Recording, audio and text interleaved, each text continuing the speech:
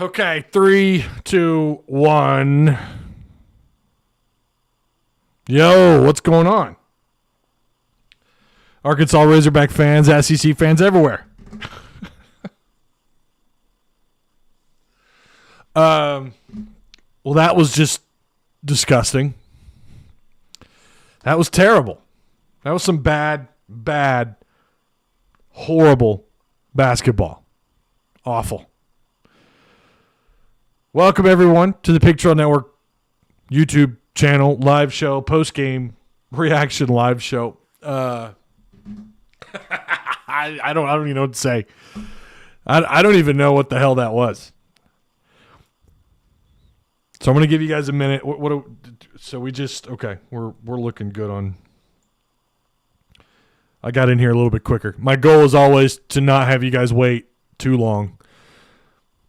I got to spread social media out everywhere. You don't have like a magical click all button that puts you live and puts it out there. So do me a favor, if you guys would, let's get the likes up. That always helps. That helps a ton. Subscribe if you haven't already. I'm sure a lot of you already have. And I know there's a lot of people, and I get friends and family members who will text me or message me on Facebook, and they're like, sorry, I don't subscribe. I watch you just through the link. I don't have a YouTube or a Google that I actually can go through and subscribe to your channel. I hear you, and I know you're out there, and that isn't. I realize that doesn't show you in here, but I do appreciate you guys also. Anyone who's watching this, I do appreciate it. You guys that take part in this, of course, the Patreon supporters, anybody who's donated to the channel and watches this. But tonight, like, I am. I get it, and I said this in our Discord. You're going to have these games where you just come out flat out ugly. The problem is you've done that now twice. And we just kicked off the SEC season not that long ago, and already twice you've had these games where when the opponent plays either full court press or they're going high tempo or they're getting in your face playing aggressive physical defense, Arkansas has not been able to respond. All of a sudden, they get sloppy on the offensive end. They're not moving the ball around, right? They're not kicking it out as much as they should be. They get out of their rhythm. And they could play pace for pace with anybody in the country, in my opinion, most teams. That doesn't necessarily mean they're going to play great defense, but they could play pace for pace. Going fast and up-tempo usually is not an issue for this team. We've seen some teams, both non-con and conference play, do that, and Arkansas be just fine. In fact, they out-tempo you. Auburn is a really good example of that. I think Auburn had a huge lead tonight. I need to go check that score. So, yeah, do me a favor. Please like the video. Subscribe if you haven't already. Share the content across social media. If you follow me on Twitter, be sure and tag me if you do follow. And yeah, if you could follow me on Twitter. God, what is my handle now? I've changed it. My name is Add Your Name on Twitter. That's the name, but it's at Ty Hudson HTP for the Hog Talk podcast. I have no idea what this team is. I really don't now. Like, after seeing them, look, I could understand having this kind of reaction the way Alabama's playing, right? Alabama is red hot. I did not think they were a top 4 quality SEC team. They look like the best team in the SEC, or up there with anybody in the conference. Tennessee comes to mind. I think Kentucky lost today, right? Are they? What are they? That's another team that's. I mean, are they really that bad? I mean, they started off in conference play 3-0, and I think they dropped one tonight. Is that who Alabama played? Alabama beat them today, right? I've been swamped today. I'm not gonna lie to you guys. Today kicked my ass. Virtual learning is just whooping my ass this week. But for anyone who's doing that at home, or your significant other is, they know what I'm talking about. There's just days where it's like, God, what's going on? Or there's weeks where you're just so behind. But tonight was embarrassing. Make no mistake about that. Tonight was absolutely embarrassing. I think tonight was, and I've said this now once already this year. I hope I don't have to say this again. Tonight was the worst basketball they have played under Eric Musselman. Last year against Tennessee on the road was not pretty. Missouri this year was not pretty. Missouri could have won that game if they were better on offense or any better on offense. And I think, too, had they had some more calls go their way, they probably could have won that game by 20-plus points, But they're not. I think they're probably, the more you watch them, you kind of wonder, like, where should they be ranked? LSU is not the caliber team that's going to hold 31-point leads against even just average teams in the SEC. They're not. They're not. I've watched them play a little bit this year. They're a great offensive team. They're not known for their defense. And their high-tempo or up-tempo, full-court, physical defense completely derailed Arkansas. And that's twice this year that I've seen that happen. So now, is that their kryptonite? Is that Arkansas's kryptonite? Is it just all of a sudden you can't deal with the full court press? And if so, you're built to be able to handle that. You could sub Connor Vanover out, who's, people have all kinds of names for him. I'm not going to go that far. I'm never going to diss a kid, call him names. But he is slow, okay? He doesn't get up and down the court as fast as some of the other bigs can.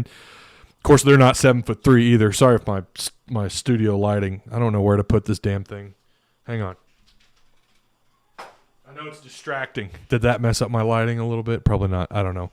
This room is so small. You guys have no idea.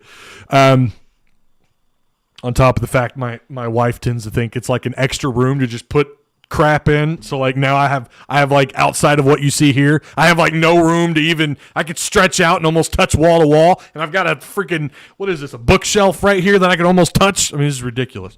I'm trying to operate a business in here or a studio. She knows I don't care. I love her. She's a big part of the reason why I have all this. This is amazing what she's helped me do. Let me read chat really quick here. I know I'm way behind. Oh, brother, that stinks. Is Turkey Twister? Love that name. Is this what Cowboys fans feel like? Yeah, this one hurts. Mr. Woods says, NIT, here we come. I don't think so. I'm not going to lie to you. Tonight in Mizzou has me wondering, like, what the hell is wrong with this team? Why are they struggling in areas they shouldn't be struggling in, like finishing at the rim? Why are no points easy to come by inside the paint for this team? You're going to be taller than most teams. Your guards, your forwards, your 4s, 5s, 1 through 5, you're probably on average going to be one of the taller teams in this league. You go into your depth. You've got guys that can rotate in and out at any position. Although you are outside, you are out Justin Smith and KK. I get that. But it shouldn't have had that big of an impact. And for anybody who's going to throw officiating out there, stop. Just stop. Tonight, I thought the officials honestly called, for the most part, a really good game. I really think they did. They seemed to call things on both ends. They really let them play in the opening 10, 12 minutes. That was I think that's as good as you're going to get in the SEC. Stop blaming officiating. This was on Arkansas. There were just so many things wrong tonight that are troublesome because you've got a lot of basketball left. You can correct these mistakes, but for whatever reason, Muss said they're going to work on layups. They're going to work on driving the lane. They're going to work on finishing at the rim in practice. It's not showing. It's not. And if it's not a priority, it should be every single day in your free time. These guys need to figure out how to work things inside the paint. You should not be struggling like you are, and it's embarrassing. It's embarrassing to watch them try to drive the lane and no, they're not going to get it put back. They're not going to get and ones. How many and ones do they have this year? They've got to be near the bottom of the SEC, if not last. How many putbacks? What's their putback percentage? I know it's sad when you've got to track layup percentages. You've got fans and media tracking your layup percentages. That's a sign that you've got a lot of damn problems. That's a sign, unless you're 100%, unless you're like, wow, this team is mind-blowing. This team is great. Like watching Isaiah Joe as a freshman, and we're tracking all the things that he was doing right as a freshman and his sophomore year until he got hurt. Okay, that's a good thing to keep track of. That's when you know things are great. So when you're keeping track of something like they are with layup percentage, it's either a really good thing or it's a really bad thing, and it's worse than really bad. And I'm going to tell you guys, I said this now the Hog Talk podcast. I said this on at least the last 2 live streams, and I've said it to my damn dog Bandit. If they can't get this fixed, they're going to struggle, and they're going to get blown out in games, because you need to be able to have the put-back guy. You need to have someone who could step up, whether it's inside, and preferably when you're getting blown out, all of a sudden your threes, you're shooting minus 29, 28% at three-point range. You need to have someone you can just dip that ball inside, and you can rely on him to get you some easy points, to get you to the foul line, to get the putbacks, to get the offensive rebounds, get you more second chance shots. They don't have that. Jalen has had moments. Connor on the defensive end has been decent. He's been pretty damn good on defense at times this year. He knocked down a 3 tonight. And that's the threat that he brings. But when it comes to these kind of high-scoring games, you're not going to see Connor get a whole lot of playing time. He's just too slow. He just doesn't get up and down the floor quick enough. And he's not a force to deal with. And we're seeing that more and more when you need him to step up and get the physical inside points. It's not happening. They don't have a finisher. They just don't have anyone they can rely on, and this is a problem. Now, you did just smoke Georgia. You went on the road and went toe for toe with Tennessee. There have been some great spots. You played horrendous against Mizzou and still kept that interesting. You went undefeated in non-con. I get that. Your non-con's a joke. They've got Oklahoma State left. I don't like their odds right now at all. That could be worse than what we saw tonight. Oklahoma State I think they're a pretty solid team. Are they undefeated at home? I think they are. It's still too early to talk about that, but they've got some issues, and the craziest thing is they're all fixable. You have top to bottom. You have something to work with. You've got a wonderful, luscious ball of clay here that you can work with because there's so much to work with, even with Justin Smith out, right? Even with, I'm going to say, your best player, your answer guy out. You made a game out of Tennessee. You smoked the living dog crap out of the Georgia Bulldogs, who I think are a decent team. I'm not so sure about a tournament team yet or not in Georgia. I think they're probably going to be one of those teams that have to have a luck streak going into the end of February. Those last 2-3 weeks in February, they kind of remind me a little bit of the situations Mike Anderson faced every year. Like he had to really kick ass in the month of February because he struggled in the month of January. That's who Georgia kind of looks like. They have potential, but it's aggravating. It is what it is. And again, you're going to have these games. You're going to have ugly games. And someone's going to look at this, they're going to watch this video and probably only kind of catch the highlights of the LSU game and go, well, it could have been worse. You could have lost by like 25, 30 points or 30-plus points. They led at 30, I think 31, I think was their highest, was the largest lead of the night, 31 points. They maintained a 22, 25-point lead the majority of this game. They pumped the brakes with like 5 minutes to go. And I saw people, and I did see the fight. I saw the fight in the Razorbacks. I did. I saw it there in the final like 6 minutes. But LSU also pumps the brakes. I love the fight. I love watching these guys fight for rebounds, fight for the loose ball. But they still could not stop LSU from scoring. And they are a good scoring team. They're a really good scoring team. But your defensive play was not up to snuff, was not up to par. This was their worst defensive game of the year. And then you combine that with the success that LSU had on offense. I don't know. It's frustrating. I get it, too. It's money stacks you just lost to. Like, that's the best roster that money can buy for a team like LSU. Let's not sit here and pretend like, oh, yeah, LSU bought and paid for talent on the floor. We know that. I know. Someone's going to message me, bro, they just lost to an NBA minor team in terms of salary. Go watch the documentary. You'll know what I'm talking about. That man is caught on film. On film. It's a voicemail, but you know what I'm saying. In an HBO documentary, this guy cheating his balls off, and there's nothing going on. Isn't that incredible? Like what you can get away with. Who gives a shit? But that's, it is what it is. I think Arkansas is a top 5 in terms of talent and roster size, experience with these JUCOs these transfers. Desi Seals, who's kind of been off and on this year in conference play, mostly off. But with what you have on the floor, I think you are a top 5, top 6 terms of talent ball club. You got to put it together, and you can't just, you cannot panic when all of a sudden the other guys are going high tempo, when they're in your face, when they're up and down the floor and there's full court press and you fold like that.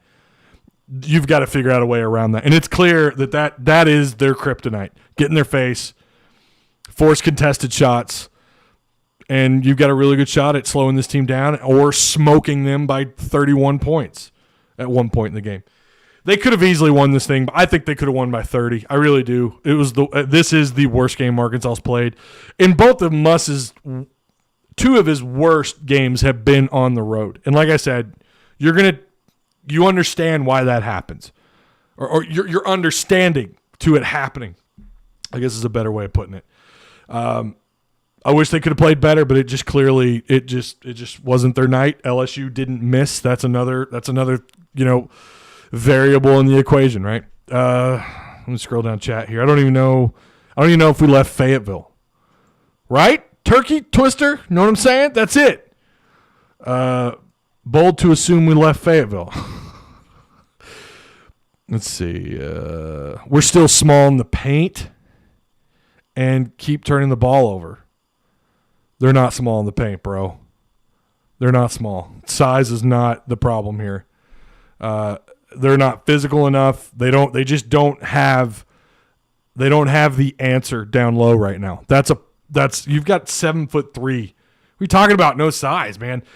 They've got the size. There's no that Corliss Williamson, right? Someone who played like he was 6'11", 7 foot, played with I don't know, man. He looked like a big ball of muscle out there with that bald, shiny head of his, and you couldn't stop him. And I'm not saying you got to have a Corliss on this roster. That's a lot to ask for. But someone who you can depend on, who can muscle in those physical points down low, they don't have it. They just don't happen. Maybe Jalen can turn into that guy. I don't know. I liked his aggressiveness tonight. I thought he played well. Did he end up fouling out? I know he had 4 there in the second. These transfers from bummed fricked Kentucky ain't working, says J.R. Shelton. We're going to beat Texas in 2021. I think you're talking football. We'll beat Bama this weekend, I bet, or we will get totally blown out. That could very well happen. You don't know what to expect from this damn team. It's incredible. It sucks being a Cowboy fan. Joe says that. Joe says it sucks being a Cowboy fan. Could this loss, I think Seth Moore is trying to say, be like the loss for Missouri, for Bielema? I don't know what you're saying here. In his last year. I'm not saying Muss is bad or anything. I love him and everything he does, but as an Arkansas fan, no, this is not, no.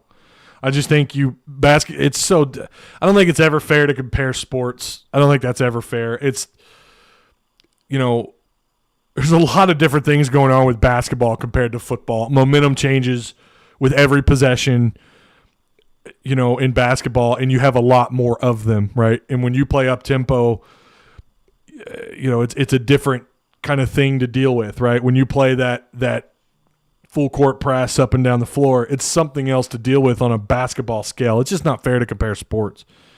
I mean, I get what you're saying. I'm not saying you're wrong, but I don't know what you're saying about the Brett Bielema comparison.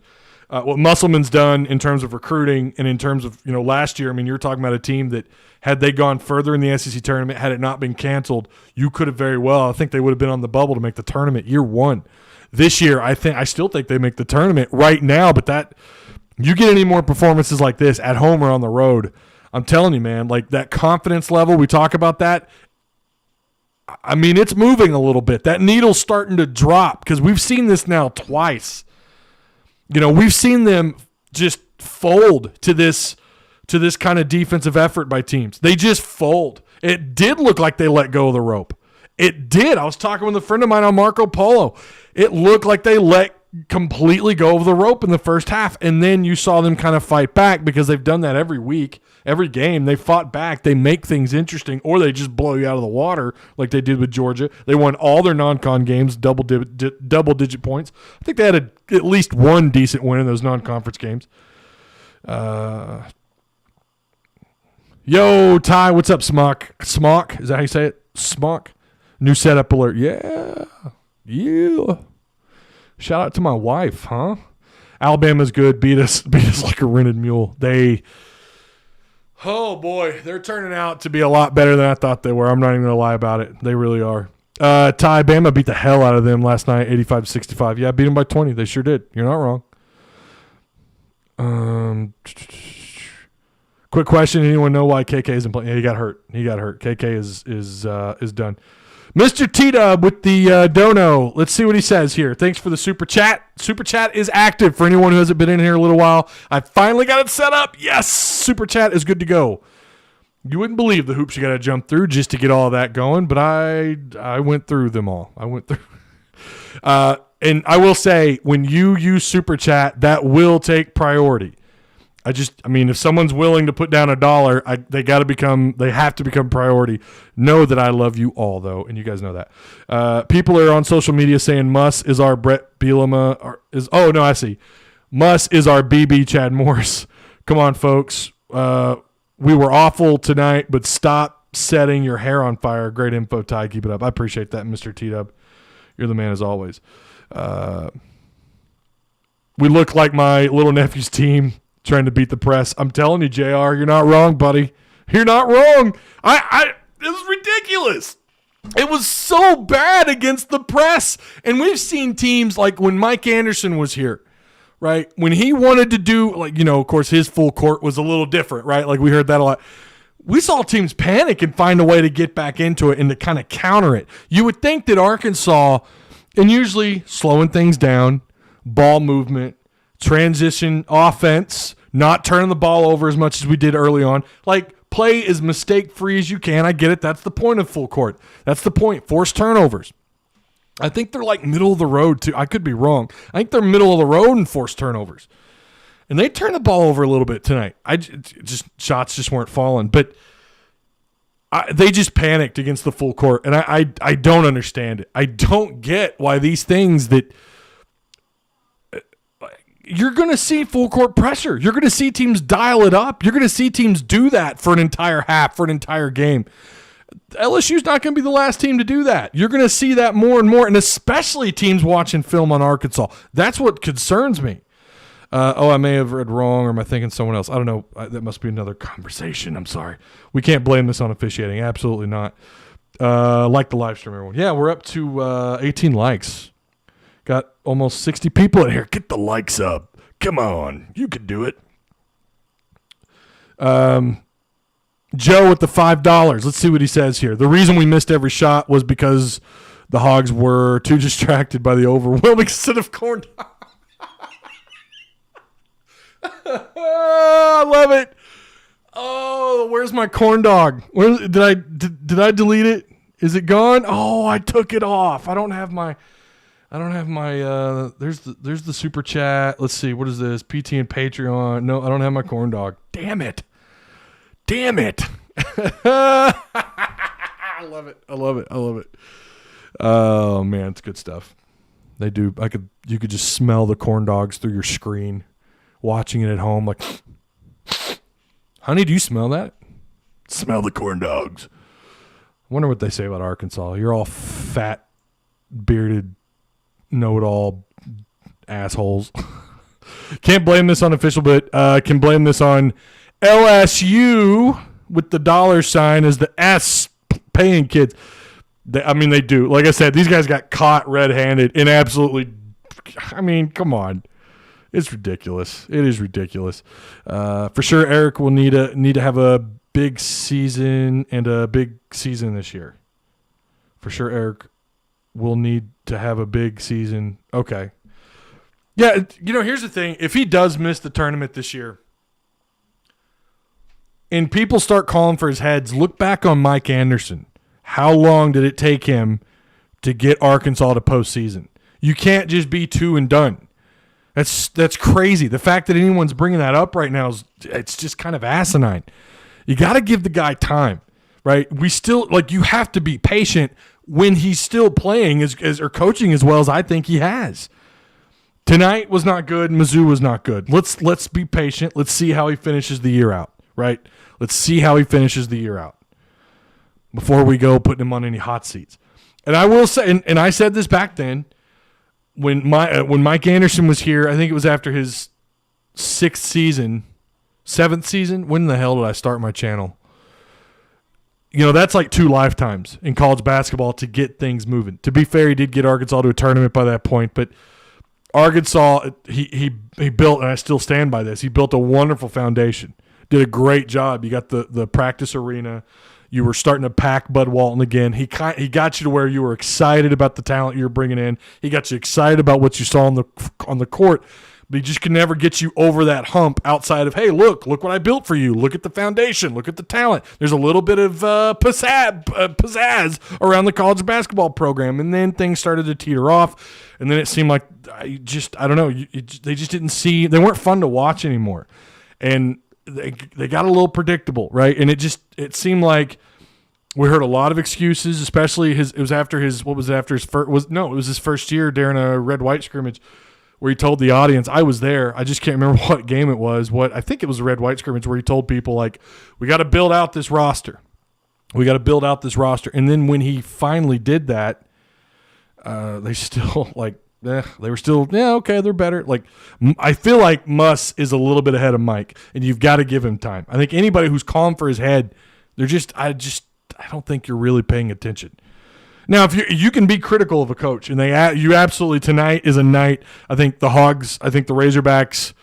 I'm never one to say that anybody owes you anything, but I wouldn't stand in the way of someone if they were to say, I feel like that team owes Razorback Nation an apology for how bad they were tonight. I'm not condoning it, nor am I condemning it.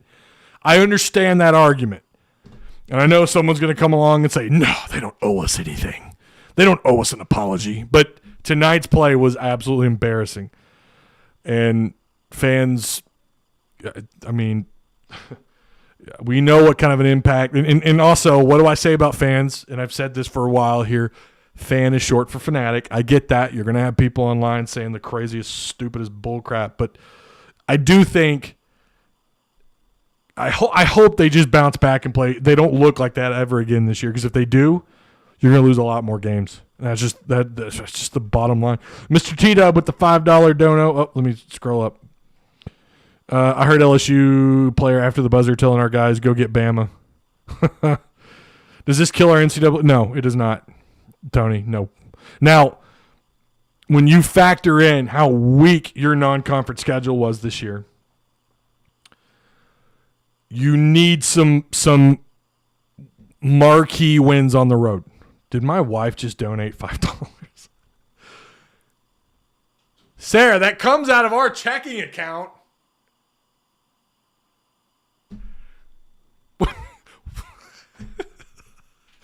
You're number one. Oh, that's so sweet.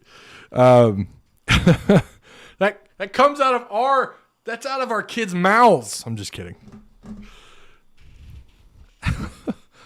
Yeah, I hope they don't owe you anything, and I don't believe that. But again, I wouldn't stand in the way of anybody who were to say that. I wouldn't condone it. Wouldn't condemn it.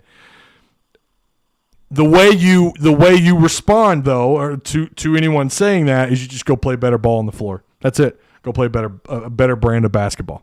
Can't have too many more games like that.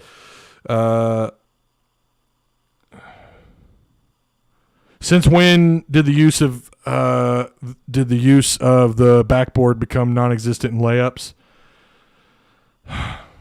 Have you ever seen a team this bad? And I feel like just like the phrase quality depth, I say it here so much. I feel like I'm saying this a lot. But have you ever seen a team this bad finishing at the rim? I've never seen that. I don't know that I've ever seen a team. Nothing is automatic.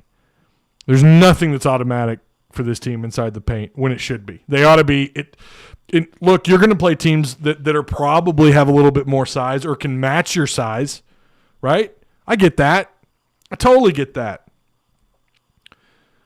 But even in those games, you expect to be able to get the putback, to get the easy points inside. Because a dunk, and even most of the time layups, like what are we on the year, 40% on layups?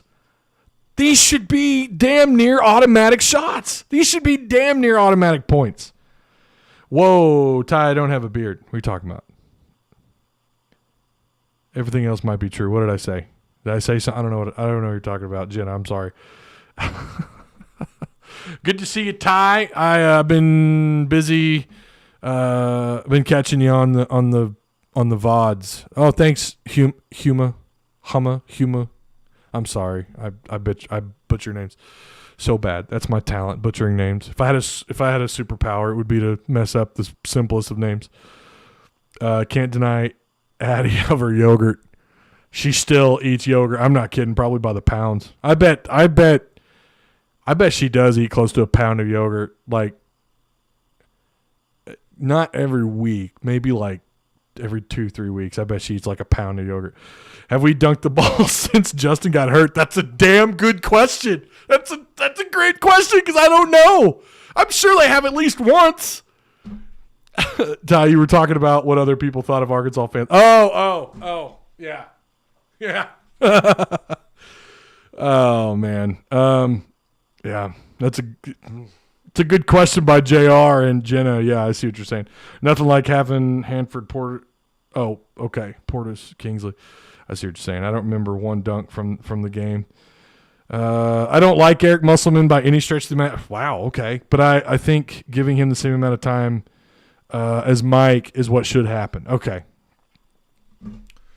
I agree. I think you got to give him the same amount of time. Now, if you were losing games like the way Chad Morris was in football, and I just said you don't compare coaches, but you know what I'm saying? If you're on that level of like you're not winning conference games or you're winning the easy conference games at home and that's it, you're not getting not even one decent road win. You go back to last year, you won on the road against Georgia Tech, you won on the road against Indiana, so you had a couple of Power 5 road wins a year ago. You had some decent wins in SEC play last year. This year you start off undefeated in non-con, and then you beat up Auburn on the road, and I still don't really know what to make of that team. You go toe-to-toe with Tennessee, who, I mean, they're supposed to be good. I mean, they have the talent to be good. You know, a lot of people, including the talking heads at ESPN, SEC Network, wherever, have mentioned them as a Final Four program based on what they've seen this year. So you have those moments under Musselman. I get the skepticism of the transfer stuff, of the grad transfer stuff. I get it.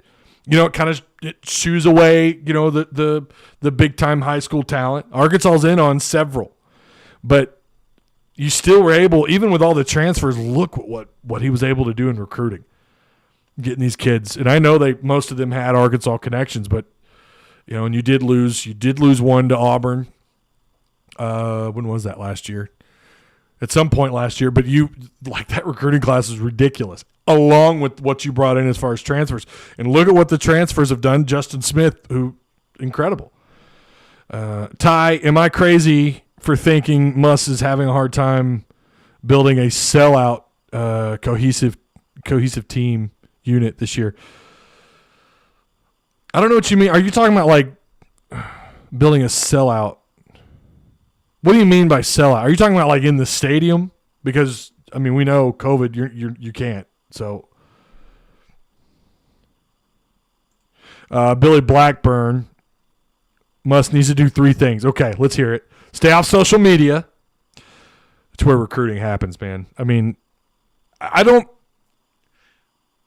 could see if they weren't recruiting at the level that they were, I could say, okay, it's not working, right? I agree if that's not working, but it clearly is.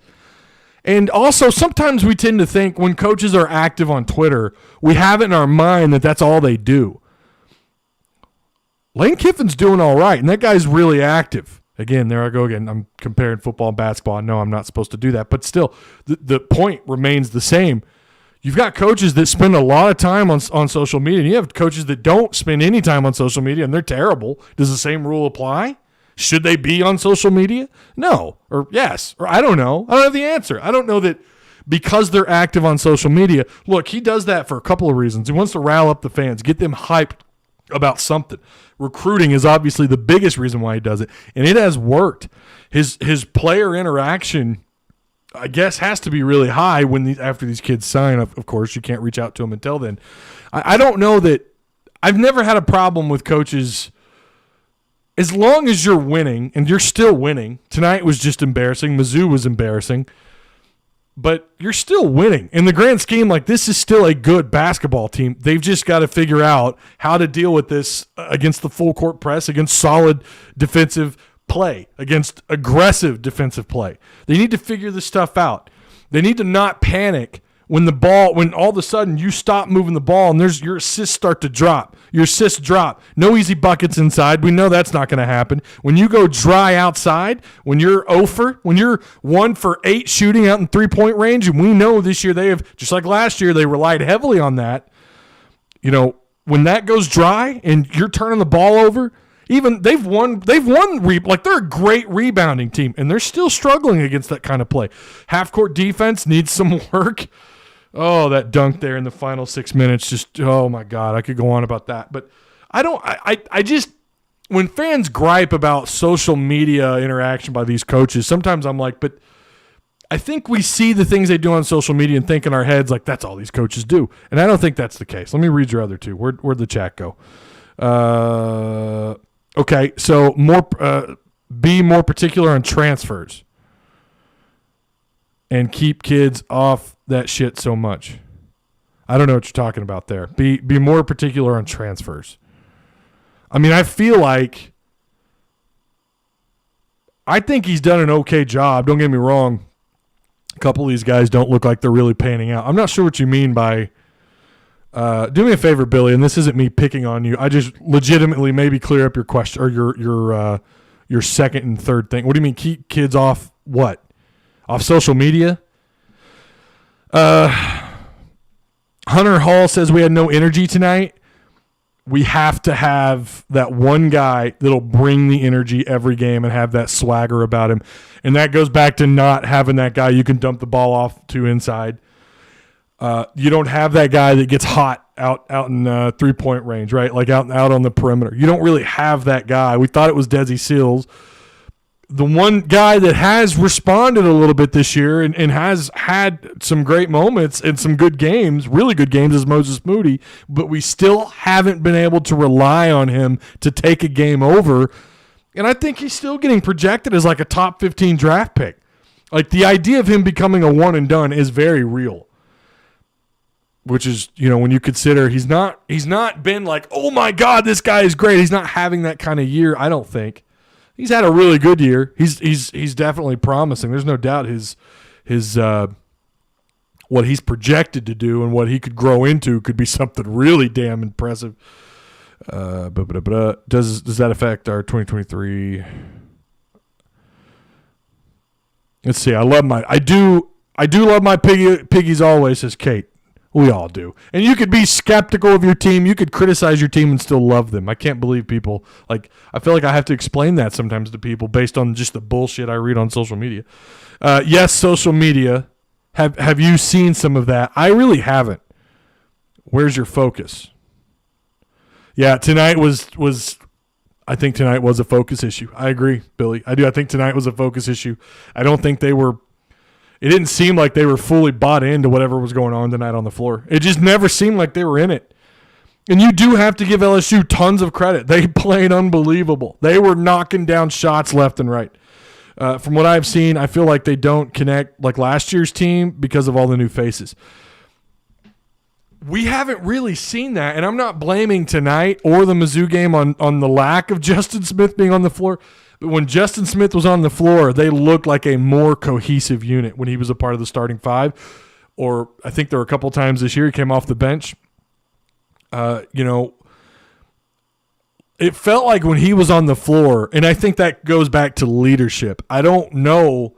I think he's your leader. And I think since him, you've had some of these moments where you feel like, where's the guy? Where's the guy to step up, pull these guys by the collar, yank them by the arm, and be like, pull your head out of your ass. Let's turn this thing around. We haven't really seen that since Justin. There's been moments where you feel like, well, I was going to say Tate has had some moments on defense. He seems to really want to pull guys together. I think he's a really good defender, but he just gets in foul trouble so quickly. But they just don't have that guy, right, that you could look at and go, there's your leader. Clearly, there's your leader. Justin Smith, I think, showed that more. And I think ever since Justin Smith left with the injury. By the way, it sounds like he could be back as early as I think I read next week. And don't think either that, oh, wow, he's back now, we're going to be great. You got to give him a little bit of time. He's missed a little bit. Need a players-only meeting. Alex, I don't think you're wrong based on – I don't think anybody should be panicking. Don't panic. I don't think anybody should be panicking. You know what I haven't done? I haven't gone over numbers. Let's go over these numbers really quick and talk about it, and then I got to record the Hog Talk podcast with my boy Kyle Sutherland. So the final 92-76. Can we bookmark the time? What time? What are we on? It's 43 minutes. I'm gonna try and stamp that in chat. So if you're like, yeah, whatever, shut the hell up, Ty. Get to the stats. All right. LSU was unbelievable, especially in the first half. They wouldn't miss. I mean, at one point they were shooting like, in the first 6-7 minutes of the game. They started off a little slow. They're getting out rebounded, and then I think after about the second minute mark, or after you were about 2 minutes into the game, 3 minutes or so, they then just couldn't miss. And all of a sudden they go from like 20% from the floor to like 65%. It was just ridiculous. They ended up shooting 34 of 65, and that's with a slow start. This chair is just really kicking my ass. This chair sucks, man. 34 to 65 from the floor, 52%. 52% from the floor. Whoa. I mean, that's when you consider how they go back and watch the first few minutes of this game and then go back and look at that stat. 52, almost 52.5%, 34 of 65. They're not an elite scoring three-point team, and tonight they were pretty decent, especially with only 19 attempts. I kind of thought they would jack up some more there, and they probably would have had it been a little bit closer in the second half. But they ended up shooting just shy of 37%, 7 of 19. They were not super productive at the free throw line. They went to the line. Well, I mean, they took 24 shots from the free throw line. They were 17 to 24 there, finished just under 71%. Their bench was not super productive tonight. What'd they end up with? 10 points from their bench. But LeBlanc had a couple of blocks. Really, not a lot going on. Not a lot of production from their bench. Their starting five were just, of course, Watford, that guy, what a game he had, 23 points, 10 rebounds. The guy had a double-double, but he turned the ball over 6 times. He had a couple of offensive rebounds. You love to see that from a guy like that. Days had 18 points. I think it was it Days who was questionable of coming back in, or was it Thomas? One of those two were questionable, but Days ended up with 18. All 5 of your starting 5 all were in double digits. All 5. That's not super duper common, and they did it. And again, that's why they're benched. Like, they didn't need their bench to come in.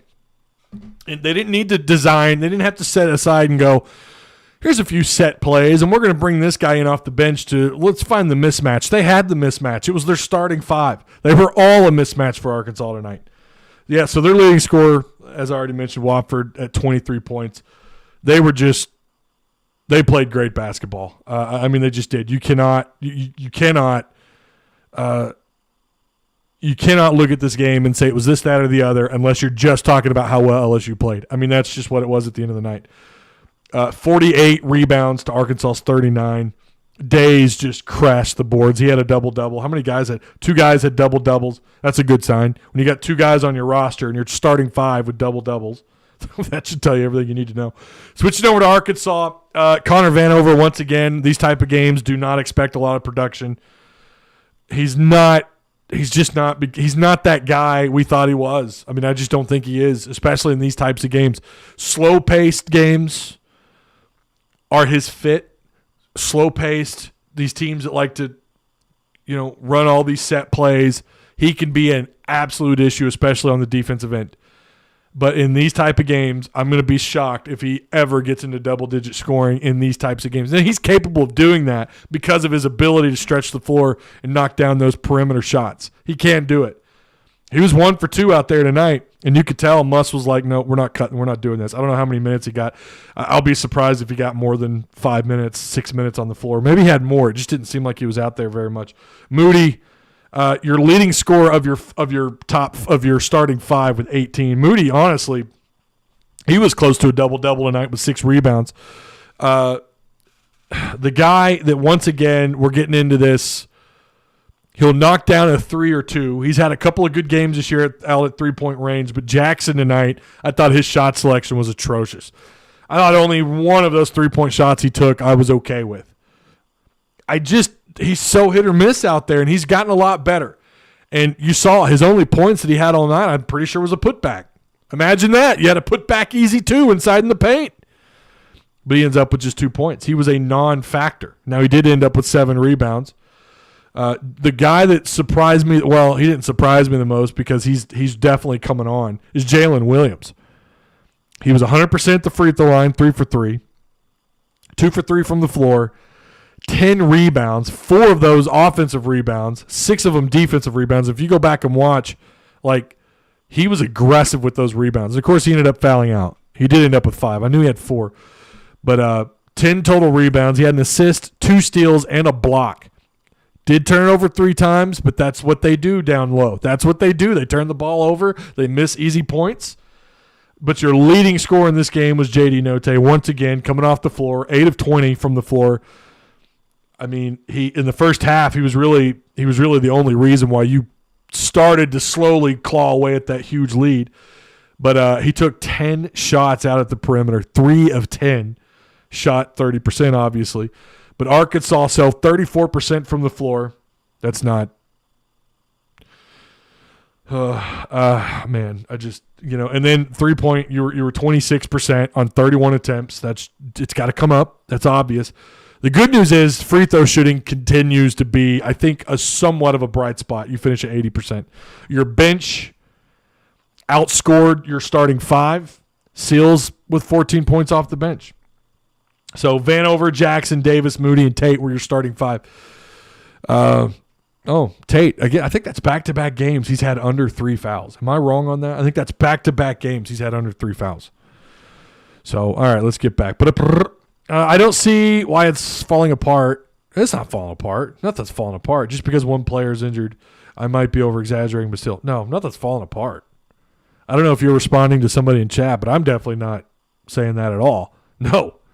It's just I think you lost that lack of leadership and someone who could take over, someone who's capable of that. Now, I wonder if when he comes back, I don't think they're rushing him to come back too early. I think that's going to be, I don't know, maybe he comes back game 1 and he lights it up, has a double-double, has like 12 rebounds and 20 points, a couple assists, couple of steals, a block or 2. And we're like, holy crap, see what we were missing? Or he comes back and it's slow, and I think that's probably what's going to happen. It's going to take him a little bit to come back. But no, it definitely, the sky is not falling because one guy's on the floor. Now, if you start racking up some more injuries, you're already down. You're down now 2 guys, and one of them apparently was already injured and was something he was playing with all year. Tony Brown, are you an LSU fan? No, I think the red lights are starting to flash. See, I think people are panicking. Tony, you got to clear something up for me, buddy. You're telling people not to not freak out, but you're saying the red lights are starting to flash? You're going to have to clear that up, man. I don't know. Glad you have the show, Ty. It's awesome, bro. I appreciate that. Crazy. When Arkansas – so Tony says when Arkansas hired Musselman, did that start the rebuild, or are we still contending? I mean, yes, I think when you consider, what he worked with year 1 and the transformation that we saw from players year 1, Mason Jones comes to mind, Isaiah Joe obviously coming in, and a lot of expectations from him, and you saw what happened to him. I mean, he turned himself into an NBA draft pick. You saw the transformation of players. You saw the kind of talent he's bringing in. Yeah, I think that's when the rebuild started. I don't know that it's year 2 or not. You know what? I'm done venting Whoopig. Okay. I mean, that's reasonable. I get it. I don't know. You're sending mixed signals, man. I don't know. Are you panicking? To be honest, let's just be happy we are getting Hog basketball, guys. It could be worse. Been canceled. I'm just glad to see them Hogs. I mean, there is that. I'm grateful they're playing, but I definitely like to not see this tonight again. BS that Kentucky coach got ejected and we still lost. That made me so mad. Tony is a fan. Tony's a regular in here. He is a fan. Don't go hating on my boy Tony. I think Tony, and I'm not trying to throw him under the bus, I think he just really liked Mike Anderson. And I get that. I think Mike Anderson had some promise. I just think after the amount of time that he was here, we never just saw that next step, right? Sorry for the mix-up. I'm saying that you can start to see something coming down the road, but we could still have true hope. Yeah, no, I agree 110%.